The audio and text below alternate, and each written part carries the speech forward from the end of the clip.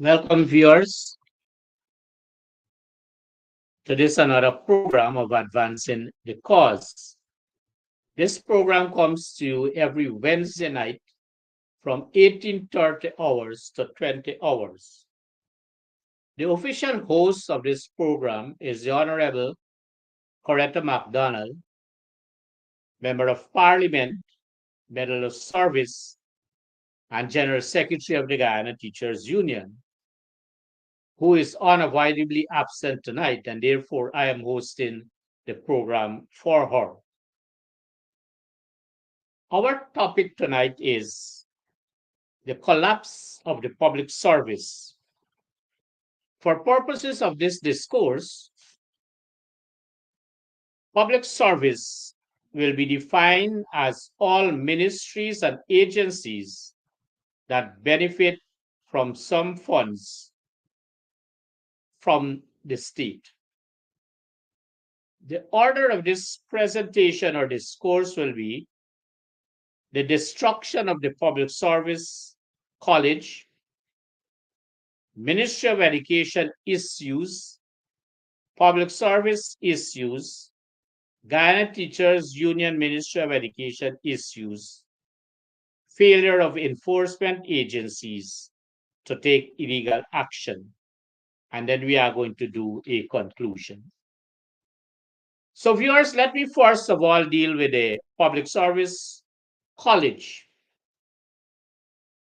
When the coalition got into government in 2015, it was the brainchild of the then president, David Arthur Granger, to what have established the public service college.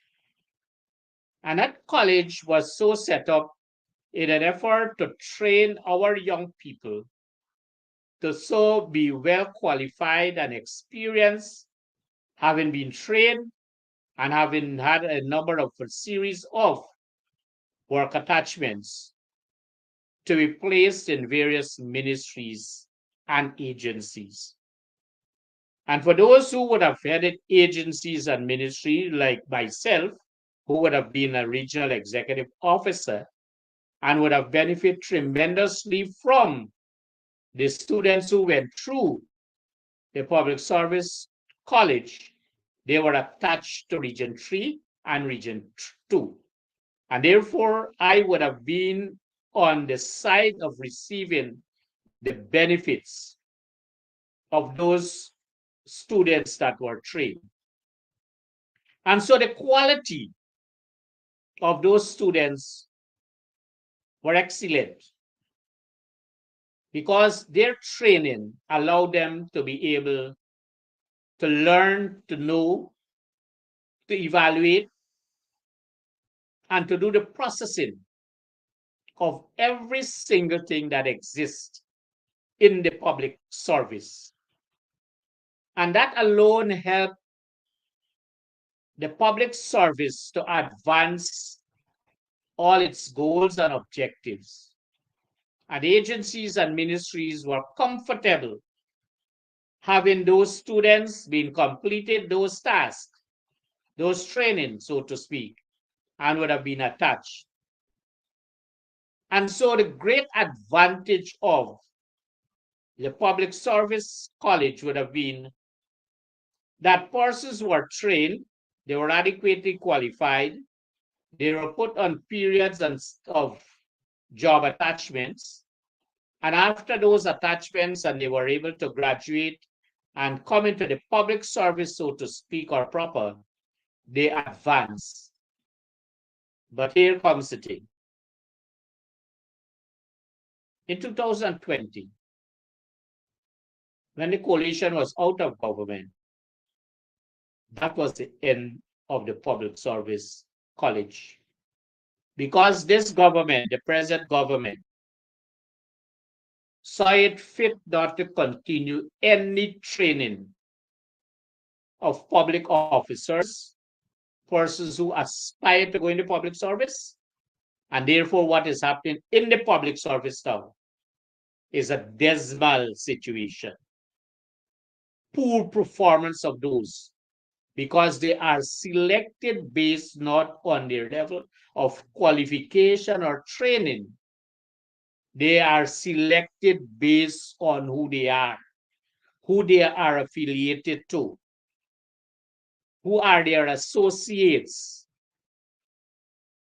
And that is why, that is a major reason why is it the public service would have been on this collapse. And so the PPP destroyed the public service college, so to speak. And they destroyed it not only because they wanted to destroy it and not to continue the college, but because they were seeing the fruits of the labor of the coalition government. And they are of the opinion, or they were of the opinion then, that if they continue this college, they are going to continue a program of the coalition. But not that only it is a program of the coalition, it was a program to enhance the public service, to train new cohorts in an effort to have what is known as sustainable employment in the public service, and in some cases, refreshing the memories of courses who would have been before. So the public service college is no more there, and the public service is in crisis. It is collapsing, so to speak, and that would have been one of the major causes. I now want to turn our attention to what is known as the Police Service Commission. I made mention of it because, when we host these programs, we get feedback from public officers. And public officers would have indicated that there was a circular or document, so to speak, that was sent by the chief education officer bearing the letterhead of the Police Public Service Commission. That is contrary to any form or level of communication in the public service. And the chief education officer is totally out of order, as is normal with him in carrying out his duties and functions as a chief education officer. From day one, he was a failure, and he continues to be a failure. And whatever period of time he's going to serve, that period is going to be recorded as a failed period of his performance. And that is why, again, linking the Ministry of Education to the public service, there is another stage of collapse of the public service. But hear this. What he noted on that letterhead of the Public Service Police Service Commission was to advise some level of officers that there are vacancies in different parts of this country for district education officer too. And some people boldly apply, and I say boldly because they wanted to be promoted or to move from a cadet officer or the DO 1 to DO 2. But they have advised me, and this is an allegation has been advised, that there is a certain district education officer 1 who boasted that she has a relative, very close relative, blood relative, so to speak, as a member of the Public Service Commission. And whatever the circumstances might be, she is of the opinion, and she has the confidence as expressed by her colleagues that she's going to be appointed. I want to point out again, this is another level of collapse in the public service where friends, families, favorites, relationships are appointed, not based on merit, but that relationship I spoke about. And that is a serious conflict of interest, very serious conflict of interest in the Ministry of Education. And I bring notice to the general public that we all should look into this matter because it is not in the best interest of the functioning of the public service. And that is cause of concern. And that is another reason. Why is it that the public service is collapsing? Because of cronyism, relationship, making appointments in bad faith because of relationship, and trampling upon good people who would have been there well qualified and long before as DO 1, ready and raring to go as DO 2. But they have to wait their turn because they have no relationship as family and friends at the Public Service Commission. And again, I repeat, that is cause of concern and it is serious conflict of interest. My firm recommendation is that somebody should investigate and cause the person who is serving as the commissioner to be disciplined for that. And if by chance that DO 1 would have been promoted to DO 2, an investigation should be done. And if there is need for that person to revert to the original position of DO 1, let it be. But that is not going to happen. It is not going to happen. And that is why the public service is collapsing. The Ministry of Education provides services. And an important aspect, because now I turn to Ministry of Education, issues. And these are all issues that are allowing themselves for the collapse of the public service. What a deal with cash grants. Some time ago, there was this commencement of the distribution of cash grants.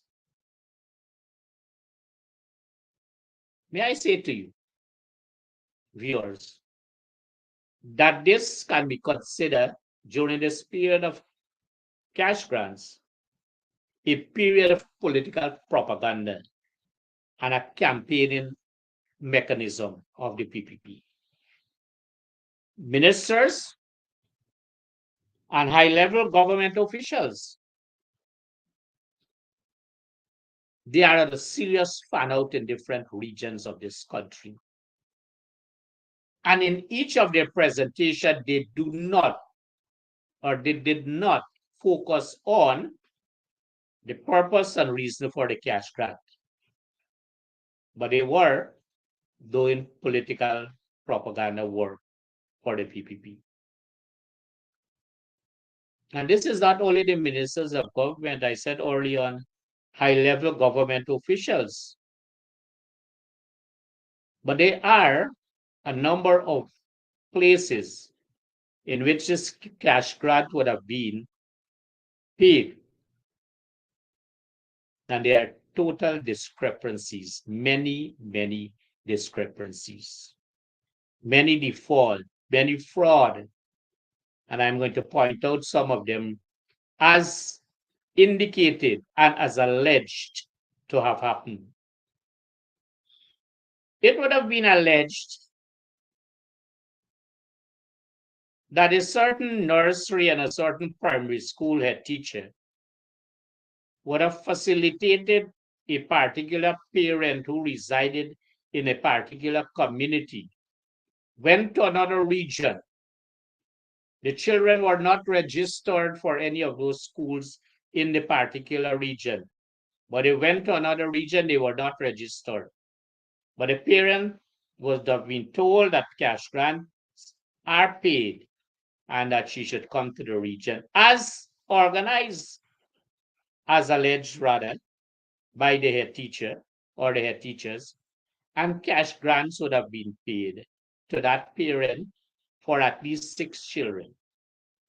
That is fraud. It is a matter for the police, and it is a matter for the Ministry of Education and the Auditor General. But it is alleged, and I don't know, and I don't recall the persons who would have indicated that. And so it was also alleged that this head teacher paid herself and she paid members of staff from this cash grant because it was so much of money floating around, putting in the hands of these head teachers. And so the head teacher thought it fit. And may I say that it is alleged it is a head teacher of a nursery school. It is alleged. And she paid herself, she paid the teachers on her staff. And then there was a relative, I understand. She was paid also from the cash grant. But her child is not even of play school age, but she received. These are all allegations. And I'm bringing these things to the attention of the public because these are the things that are causing the public service to collapse. These are reasons. These are facts. These are situations in which the public service is seriously declining and collapsing because of these very situations. All these are financial fraud. And the work of the police must be put in place. The Auditor General must be made to account because this is a serious situation. And so once you have that money in hand, it is going to be able to lead to fraud. And so those are allegations. Those things were told to us, and we are very well of the opinion that it should be investigated and somebody should be held accountable. Now, recently, the Sarasota College of Education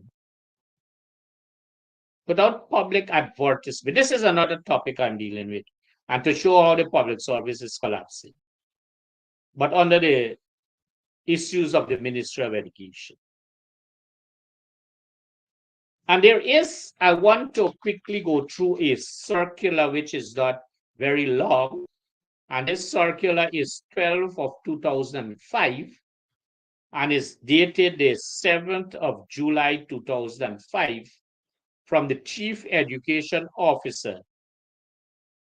And this is a perfect that I want Saddam Hussein, the now Chief Education Officer, to look to know and to look at this particular circular to see how is it circulars, how memos are so formulated. And this is a perfect memo for the now Chief Education Officer.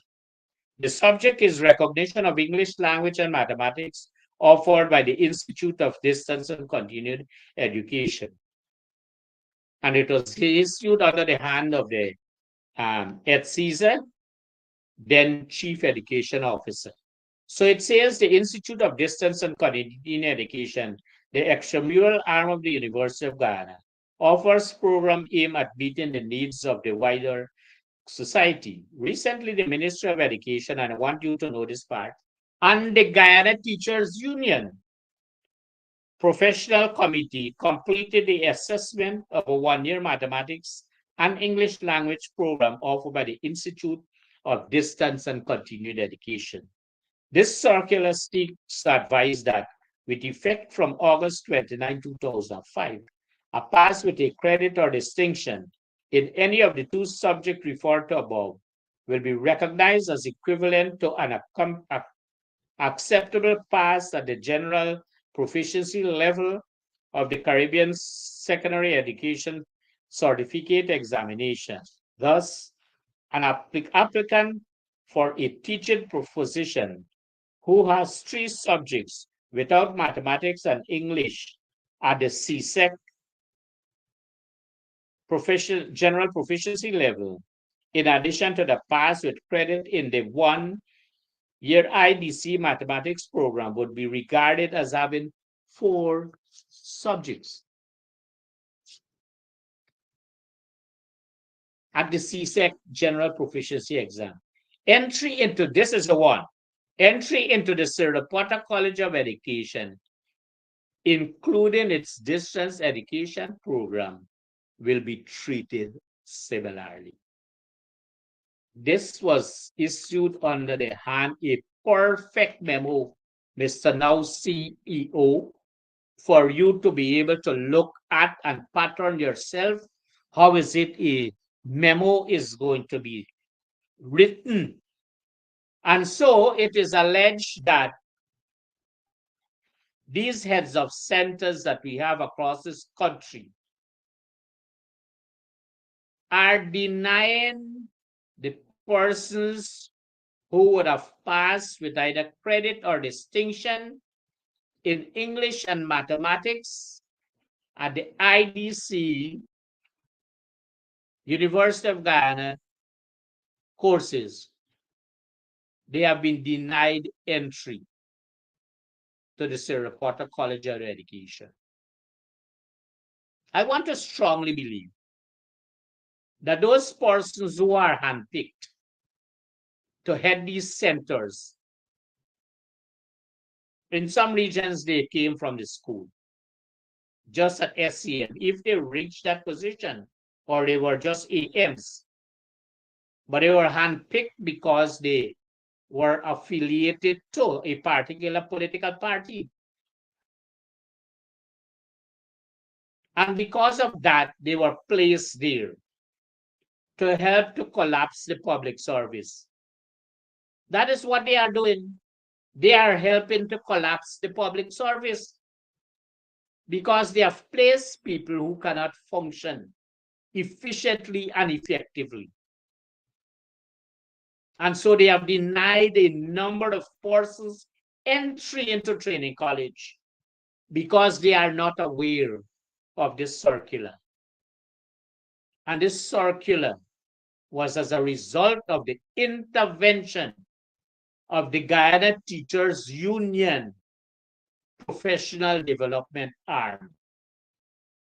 And in one of these programs, I'm going to make mention and outline to you, in those days, the function and purpose, the advantages that the professional arm of the Guyana Teachers Union would have been there to do. And so the persons who are now heading these centers are denying persons a legal right to go into training college. And I share this particular memo with a number of persons who came to me to say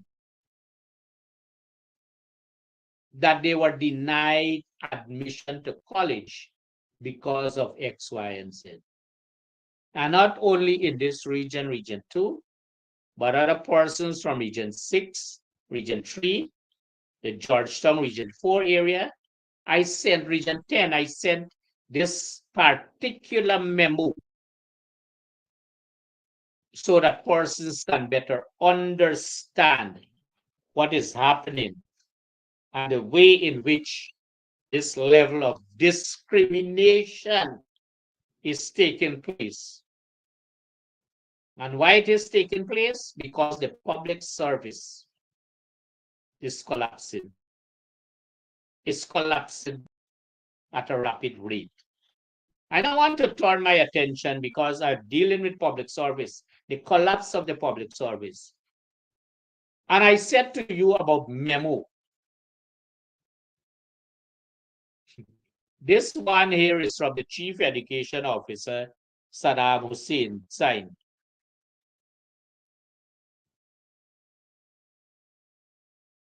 And this is a memo that would have been sent to all the regional education officers and the principal education officer. And here again, he fails to put principal education officer in. In principal education officer, Georgetown. And the other 10 education districts, they have regional education officers. I think somebody should tell this gentleman who's pampersetting, who was coerced into that position of CEO, does not think he's misfit to serve in that position. A proper memo this gentleman cannot write. And so he writes from and still at the bottom of the memo. Don't worry with the content of the memo. That is trash and outrageous. Don't worry that. I'm talking about the misuse of how is it he doesn't know to write a memo. He said from the chief education officer, and still he put his signs. Yours respectfully. Have you ever seen a memo ended like that? Saddam Hussein, chief education officer, right?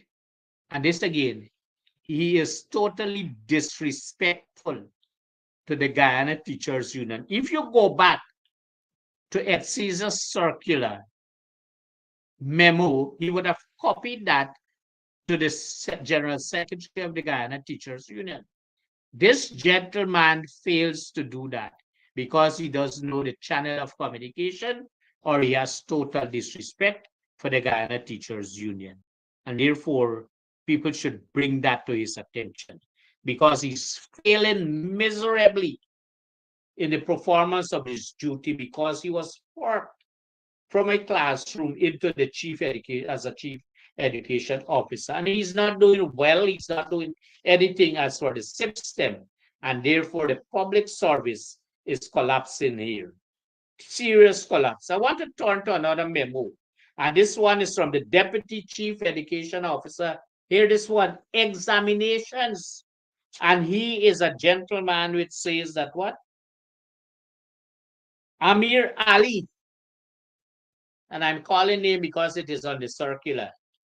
Deputy Chief Education Officer, Examinations, Ministry of Education. And he would have already said from Chief Education Officer, Examine. This is an important unit of the Ministry of Education. And this gentleman also, a Deputy Chief Education Officer, cannot or does not know how to write a simple memo. Collapse of the public service. Collapse, total collapse of the public service. And then here again is another memo from the Chief Education Officer advising of this new director of the school board's secretary. I'm happy that they have a new school board secretariat, but maybe they are listening to this program. And they listen to us very carefully when we made mention of all the discrepancies, the default, and all the things that were happening at the school board secretariat with the then, the director. And so maybe they use that and they have now appointed a new director. But then again, this memo as sent out by the CEO is total trash again because he said from the CEO and then he says here, go, and he signs. Saddam Hussein, yours respectfully, Saddam Hussein, Chief Education Officer, right? And may I advise you that the school board is not a semi-autonomous body, as he has mentioned in this memo here. He's out of his place because no school board secretariat is a semi-autonomous body. It is under the Ministry of Education, under the hands of the Deputy Chief Education Officer Administrator. But this I don't know because the public service would have collapsed to that extent. They do not have structures anymore. So persons do not know who to report to, what they have to report to, and these kinds of things. And so we need to be able to take that very seriously. And so I need to now look at, for us to be able to look at what is now known as the National Grade 6 Assessment. Historically, This was common entrance, and then they moved to something, and then it is now the national grade 6 assessment. But this assessment historically would have been a norm reference assessment. And what is this norm reference? It means that based on the performance of the pupils in that particular year of the examination, they are going to be awarded. So because it is a norm reference assessment, an award is made. Pupils are awarded schools based on their performance. And so long ago, when there was President's College, and listen to my language, when there was President's College, because I'm going to bring the point to show to you that the name only exists there, but the functioning aspect of it is not there. The purpose for which it should have been set up is not there. And you know who set up that President's College? It was the late Lyndon Forbes Sampson Burnham, providing a school of excellence. And very many persons who hold high position in the public service, in medicine, in law, in different professions, they were once students of President's College. But because they want to destroy every single thing that they did not build at any time, and because they want to destroy every single thing that Forbes Burnham would have built, they have put hands on President's College. And this is the sad thing about it. Like Queen's College, like the Bishop's High School, there is a cutoff point for President's College. And he remarks, the Bishop's High School, 495.44. I'm going to comment to this point system, which is a disgraceful aspect of the Ministry of Education. Queen's College, 503.34. And lo and behold, President's College, they have a cutoff point for it, 454.19.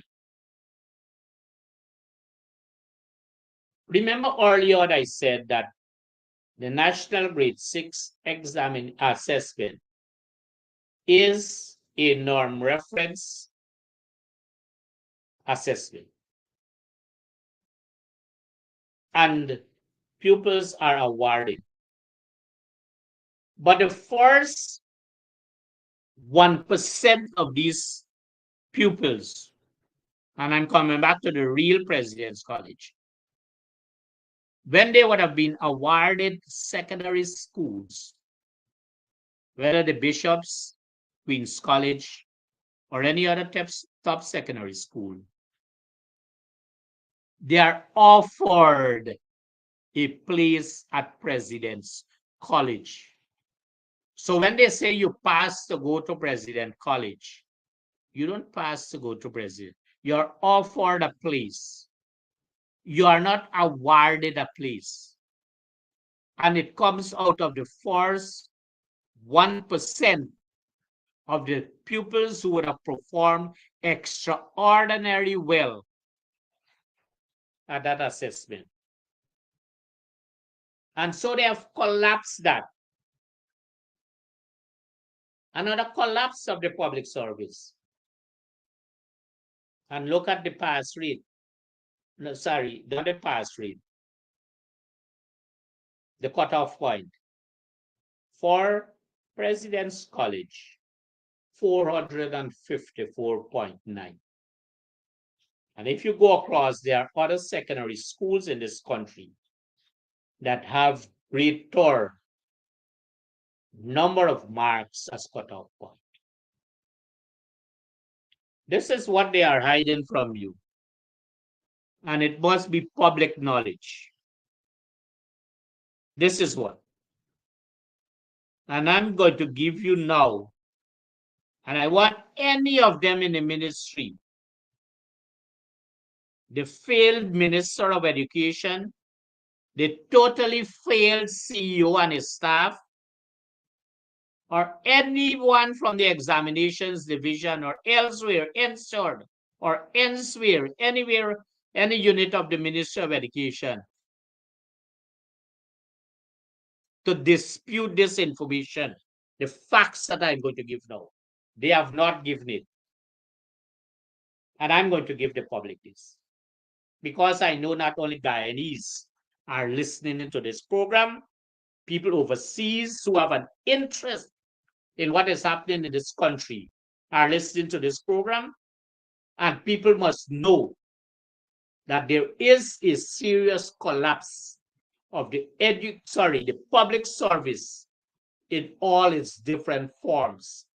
And that is why early on I said that for the purposes of this discourse, that the public service would be described, or for this year, described as the police service, the teaching service, all agencies and ministries, or all those who benefit from the public purse. And so as a collective, all these are what is known as and referred to as the public service. So when I say the collapse of the public service, time and again, I'm going to bring in education. I'm going to bring in health. And just now I'm going to talk about the deaths at the public hospital, sorry, and the $500,000 that they are paying as rental for a minibus, as alleged, right? But I'm going to come to that. So I've strayed a little there, but I beg an apology for it. So I give you this, because they are hiding it from you. And they are celebrating. Every year they continue to celebrate a 2% or 3% pass at National Grade 6 or CSEC. And then 98% of the children, the pupils at National Grade 6, and then 98% of the students at the CSEC, they forget about it. And they celebrate with grand graduation exercises, prize giving. Give you now, take it. NGSA failure rate 2024. This is our pass rate, and we have failure rate. This is what they are hiding from you. They are not giving you this. Remember, I circled around to take you back to it for you to digest and for you to await and to further digest, to further know and to learn what is happening in the Ministry of Education, how it is collapsing under this Minister of Education, this Chief Education Officer. All of them are failures, tremendous failures, and they are failing the education system. And they boast about the billions of dollars they are spending. And I'm coming to the incomplete schools across this country. So let us take the failure rates. In 2024, English language, 33%. That is the failure rate. So 33% of our children, they are doomed, so to speak, as it relates to English language at the National Grade 6. Social studies, 37% failure rate. 37%. Science, 46% failure rate. And you notice I start from the lowest and I'm climbing to the highest. So I started with English at 33%, then social studies at 37%. Now we are at science at 46%. And guess what? Mathematics, the failure rate this year, 2024, at the national grade 6 is 60%. 60%. This is alarming. These failing rates are alarming in this country, taking into consideration the billions of dollars that are being spent on the education system, taking into consideration the boastful way of the Minister of Education of all these interventions and all these things that are happening. But lo and behold, the trickling down effect to the children are not there. And they boast about grants, cash grants. That is also not trickling down to the children in a very useful way. And so here again, public spending becomes questionable. And I always wonder, why is it during the period 2015 to 2020, why the Auditor General and his officers were so active and proactive? And every single thing they were writing reports upon, and they were asking questions, and they were denying facts, so to speak.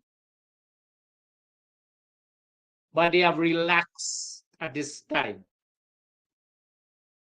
And very many things I say to you, while it might not be in any auditor's report, I have a set of persons across this country that, we are a set of persons that are looking in different regions, agencies, and ministries. As we look at these regions, ministries, and agencies, we are finding areas in which the Auditor General would have failed to ensure that it is brought to the attention for any query.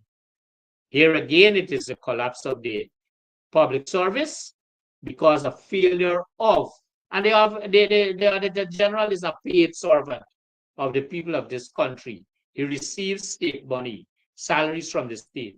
The officers of the department receive state money, salaries from the state. And so we must let them know that they must not be very selective during a period in which the coalition would have been in government, and then they were very active and proactive. And now they are very, very less than reactive, so to speak. And so this has caused a concern.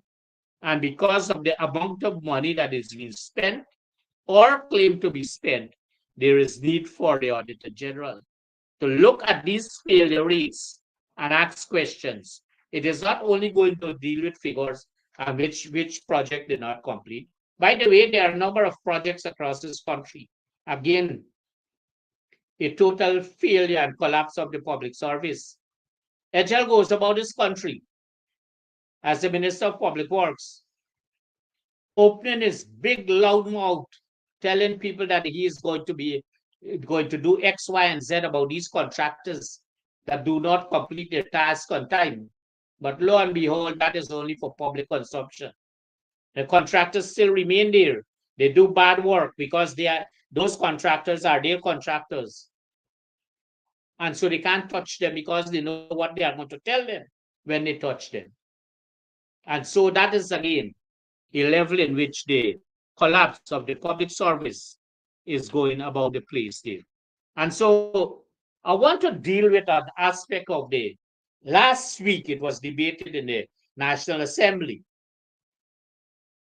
And I'm linking this with the collapse of the public service because Priya Manik-Chan brought to the National Assembly an amendment of the bill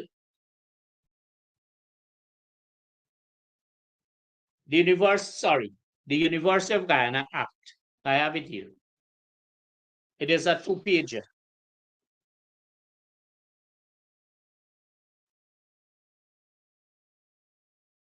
And so this bill speaks to amendments. Sorry, I've said the bill. This order speaks to the amendment of the University of Guyana Act. The first point to note is that they are moving the University Council from 26 members to 32 members. And as I go down the line, you would see what are the categories of persons they are adding. And then you would conclude that they are adding these persons in an effort to get control, full control of the Council of the University of Guyana, so that they can take charge. The next thing they are doing is that it says here, by substituting for the words Amerindians and business, the words Amerindian, business, and youth. So they are including youth now. So they are going to place their one words in here. The next paragraph, C says, a nominee from the Federation of Independent Trade Unions of Guyana. The Federation of Independent Trade Unions of Guyana is the PPP outfit. So there is where they have another member. It comes here, it says the minister, 6 persons she is going to appoint. But there are a number of other categories from which she has to select, and how she's going to do it, God never knows. Here are the categories. The university in the field of medicine, law, information, communications, technology, environment and climate change, natural resources, and national defense and security. I don't know what she knows about national defense and security. And then the final paragraph says, F, 3 persons to be appointed by the minister from persons nominated by. Again, they would nominate the Christian, Muslim, and Hindu organizations. Total domination of the Council of the University of Guyana by changing the aspects of the University of Guyana Act, Chapter 3902. And this is the direction. But here, this one, they are increasing the number of persons at the University of Guyana Council. Yet, they are reducing the Oil and Gas Oversight Committee or Commission from 32 persons to 3 or 7 persons. A very significant reduction. And why they are doing this? Because they have pinpointed the 3 or 7 persons who they can control, who they can give guidance, direction and instructions to. So here again, they have full control, like they would have done in the act, changing the act to suit to go from 26 to 32 members to cause them to have more persons on the council. And here is again, they have decreased. While they are increasing and they are boasting about what they are doing about representation, they have decreased the numbers as it relates to the Oil and Gas Oversight Committee or Commission from 32 to 3 or 7 thereabout, selected only by 1 person. And so this, and here again, these are areas in which the public service, there is total collapse of the public service, and we must not run away from what is happening. I now turn very quickly my attention to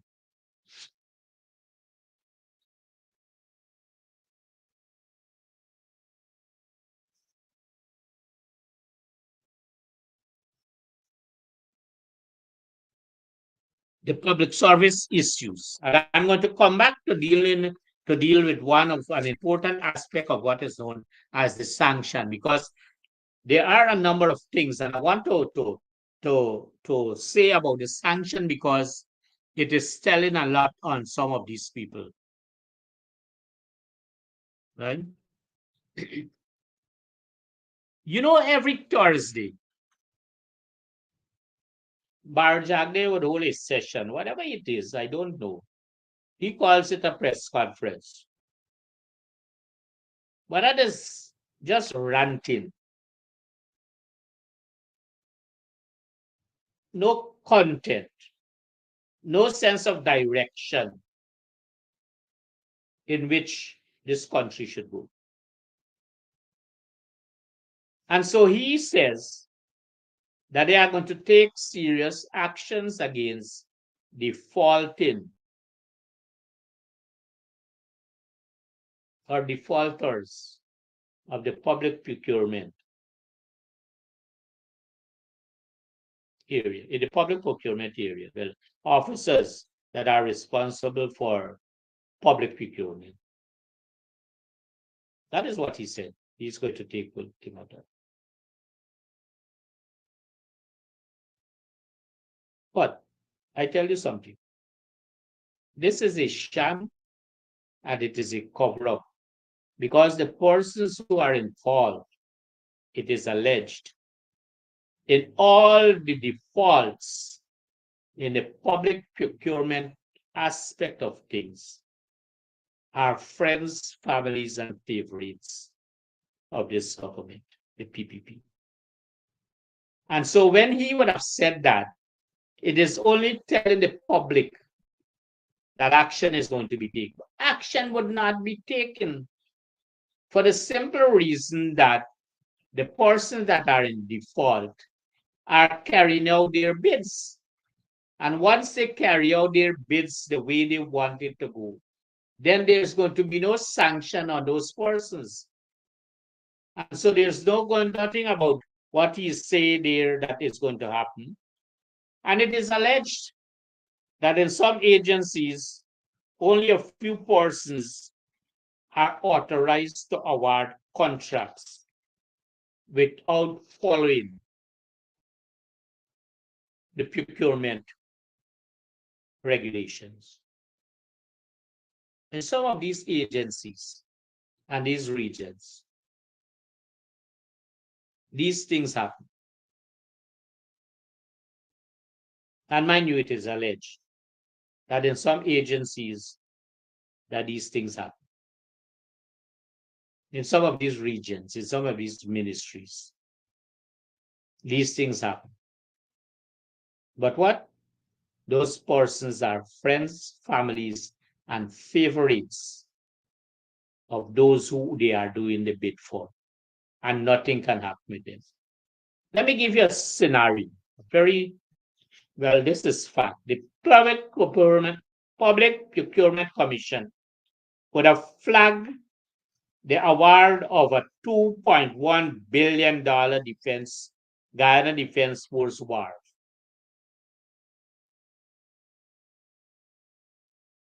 The contractor would have been Pierce. This is as per information from the print and electronic media. So this is not Dennis Jaikaran information. So the Public Service Commission would have flagged an award of $2.1 billion for the construction of the Guyana Defense Force Park. The contractor would have been Pierce Engineering Incorporated, right? And that award would have been made by the National Procurement and Tender Administration Board.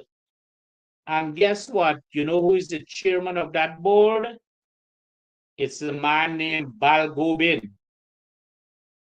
Balgobin, a 6-time retired public officer. Somebody indicated to me, and it is alleged that he's about 85 years old, but he's there, and it is again alleged that he's doing the bidding for the persons who these biddings are to be done for. And every time the National Procurement and Tender Administration Board would have done any act of awarding by default, so to speak, nothing is going to come out of it. Because it is alleged that Balgobin is doing the bid for certain persons. And so this is only what the Public Procurement Commission would have flagged. This is only one aspect of it. Every day things are being flagged by the Public Procurement Commission. But lo and behold, they submit certain documents to the Parliament, to the National Assembly. And it is amazing to see that they say how many out of how many thousands, they have only found 1 or 2 or 3 things. Isn't this not a bidding agency also? Meaning bidding for the compromise of things? And is it not an aspect of the collapse of the public service? And these are things that we need to look at and to look at very seriously. But Jagdev should look at some of the things happening in some of the regions that are under his nose. Region 2, Region 3, Region 7. And mind you, these regions are managed by regional executive offices. And these regional executive officers are pro-PPP people. Right? So we need to he needs to look at that. Region 6, Region 2, Region 3, Region 7. And so when he talks about he's going to be able to look at what is happening, take action about the procurement procedures, he's not going to take that. That is only telling people what is not going to happen. And so we need to look very seriously about these things because these are all aspects of the collapse of the public service. Let me quickly turn to some aspects of health. Last week, it was reported that in the month of June, that there were 7 deaths, mortality, if that is the word. Or let me say children, so to speak, at public hospitals, sorry. And it was further told that because of them not having the required number of specialized persons, that they had to close a particular unit, which is very important for pregnant mothers. And if you had 5 persons, children, just born, that died, then there is cause of concern. It is cause for an investigation. It is cause for a public report to be done after that investigation, if it is true and correct. And here again, it is the collapse of the public service. Collapse of the public service. Many doctors, many nurses, many conscientious health workers in these health agencies and in these hospitals and clinics and what have you are so much dissatisfied in the way the health system is managed, the way in which some persons manage the regional health system. And they are frustrated because they are seeing the decline and the collapse of the public service, and they are in no position to offer any help. And so there's need for somebody to look at and be able to place on board a report or a record as to why is it the health service is collapsing at a very rapid rate. And I said to you early on that later on in the program, I would indicate to you that it would have been alleged that at public hospitals study, an expenditure of $500,000 per month is being done in an effort to pay for the rental of a minibus, it is alleged. But I want you to know and to understand that that facility has enough of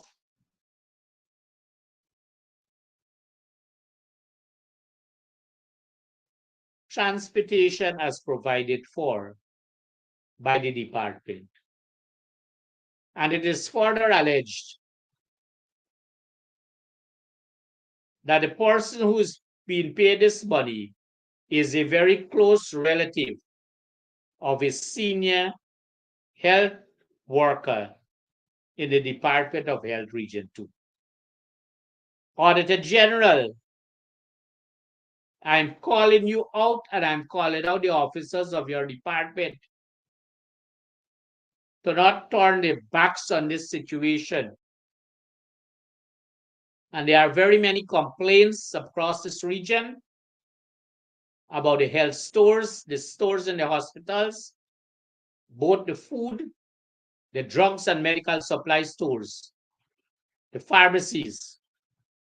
There is need for you, Auditor General. I'm calling out you based on the reports and the allegations that are made.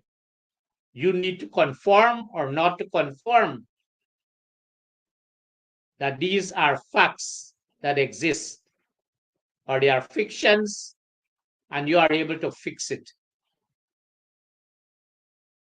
And so these are the things that are allowing the public service to collapse on a daily basis. Some time ago, it was reported that at the West Demerara Regional Hospital, that rats were running all about the place. As patients were sleeping, they ran on them, disturbing them, sleeping next to them. And there was this goodly gentleman who I understand is head of administration, not at the hospital, but the region. And it is sort of alleged that he is a secondary school dropout and he failed in all the places he worked. And he's now failing Region 3. He instituted a system, it is alleged, of poisoning the rats, and all the health workers had to depart their station. The patients, they had to run away. And this is how the public service is collapsing day by day. Day by day. Mismanagement, no management, and the public service continues to collapse on a daily basis in this country. And we need to take a look at that. I now say that early on that I'm going to look at this sanction, because this sanction, so to speak, has some effect and some kind of repercussion, so to speak, on the public service. on some persons. Recently, two businessmen and a senior public servant received sanction from the US government via an executive order. Via an executive order. City Mall it is. And you want to know why is it I'm bringing this? Because I'm going to lead you to what is known as how the public service is collapsing.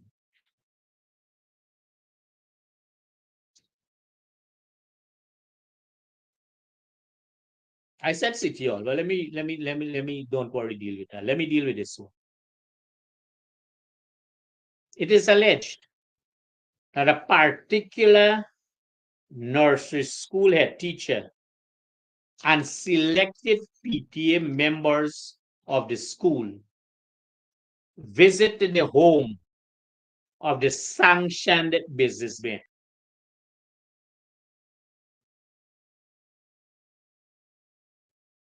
They took photos.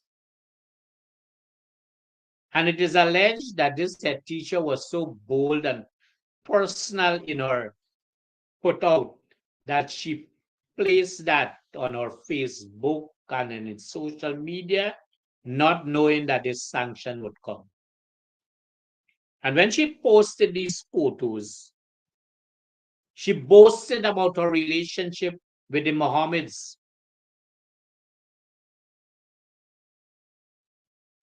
And what her school, but it was told. And here again, the Auditor General needs to come into place.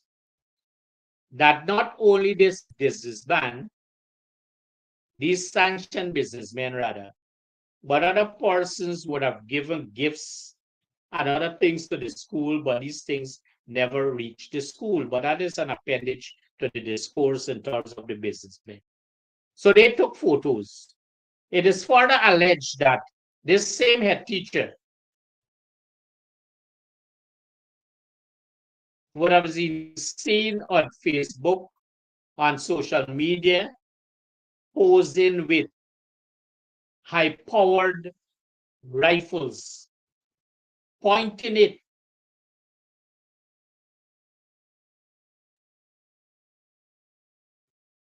and it is further alleged that nothing can happen with this head teacher because this is the head teacher who has the department, the particular Department of Education under control because she has a business place. And when it is the birthday of these officers at the Department of Education, she would normally facilitate that birthday by gifts and food and drink and what have you. And very many letters of complaints would have gone to the department, but nothing came out of it. It is again alleged because this same head teacher is able to cover up by providing for, it is alleged, these officers. I made mention and I made the link between the sanctioned businessmen and the things received, the boasting of and the photographs taken by this head teacher holding high-power rifle and being a head teacher, and nothing can be done by the officers of the department because she facilitates them in different ways and in different form. I am making this point to indicate to the viewers that here again, the public service is collapsing, and is collapsing rapidly, very rapid, so to speak. And so you might wonder, viewers, why I would have made that particular point.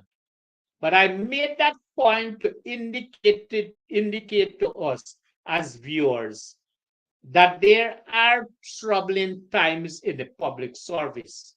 And I don't know, it is out of frustration and a way in which our public officers are venting their feeling by protecting themselves with these high-powered machine guns and rifles and putting themselves in public places, not knowing they are helping to so collapse the public service. And so, viewers, tonight I think we are in a very, very bad place. Very bad place as it relates to the collapse of the public service. And this is something that should not continue. And I want to close by making a very, very quick mention of the Guyana Teachers Union Ministry of Education arrangement. You know that our teachers went on strike called by the Guyana Teachers Union, and rightly so. And there were different phases. And so the Ministry of Education and the Guyana Teachers Union are now at a different level in terms of the collective bargaining process. However, the process, the outcome of it, so to speak, our teachers must be able to stand firmly with the Guyana Teachers Union in the decisions it would make in time to come.